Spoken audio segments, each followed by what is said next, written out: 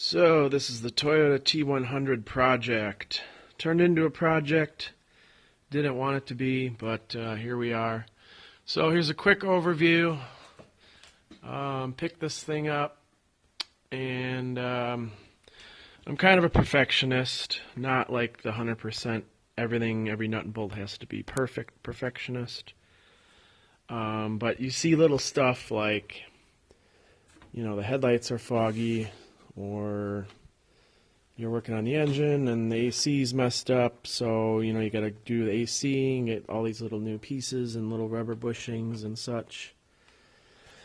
So originally I got this as a vehicle that I'm replacing. I have an old 88 Toyota pickup long bed, rear wheel drive. This is obviously a 4x4 SR5 version. Stick. It's manual transmission.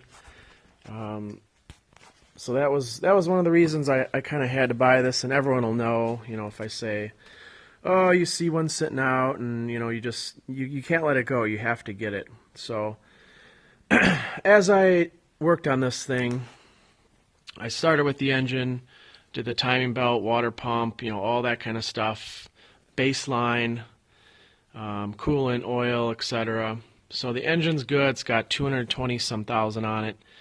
And the thing with this truck was it came with a plow, and I was able to sell the plow and kind of recoup some of my money. It also had really good service records at the dealer. It just had a brand new clutch put in at a dealer, Toyota dealer, and a lot of stuff that was kept up and maintained. Obviously, being from Wisconsin, it's rusty, but again, the frame itself is pretty solid. I already coated the entire frame in rust bullet, which you can kind of see here, the silver stuff. And then just painted over it that way.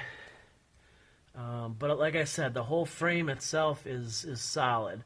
So that alone and a stick was kind of the reason. I'll kind of get into this next, this little patch repair here, but just an overview. So, you know, rockers are bad. That was another problem with this thing, that I was like, you know, I can leave it like this and just drive it, but you know, like I said, I got started on this. The floor is solid, you know, it's just surface rust here, but I do have new rockers on the way, so I'll show everybody how to get rid of these old ones.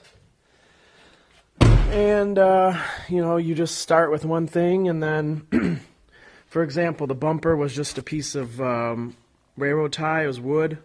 So I was like, well, I got to get a new bumper now. So started there. And then, what else? It was missing the rear spare tire, and then the tire carrier, all that other stuff, and little stuff here and there. You can see I coated the rear axle and the diff and all that, and then painted that. I left the replaceables as they are because you can obviously replace them. Little stuff like new strut bolts, all that kind of stuff I picked up and got. A bed, I have a brand new bed, not new, but rust-free in California. So the bed's going away, and then the doors are going away, and then the fenders are getting replaced too with all California stuff. So by the time I'm done with this stupid thing, it's going to be like new. So you'll see in here typical rust. It's nothing through, it's all solid. But you know, just stuff like this that we have to fix. We'll grind this out of here, plasma cutter, grind it flat, new metal, whatever. Paint it, coat it, seam seal it. So like I said, it's SR5, extended cab, and then stick. So, you know, you're going to say, well, why didn't you just get a rust-free truck out of here, there, or wherever? Well, like I said before, you know, you're searching Craigslist, and you kind of see the perfect truck. Not perfect, but you see a good one locally, and you go drive it, and, you know, everything's kind of nice on it. And you're done. You know, you pick it up, and buy the stupid thing, and then you kind of look at every little issue it has. And yeah, I mean, there's some issues, like a lot of surface rust, but structurally everything is good. Like I said, there's the AC, brand new AC. You know, I could replace the exhaust manifolds, but then I'm just going deeper into that hole of, you know, when do I stop? So that's kind of the overview on this thing.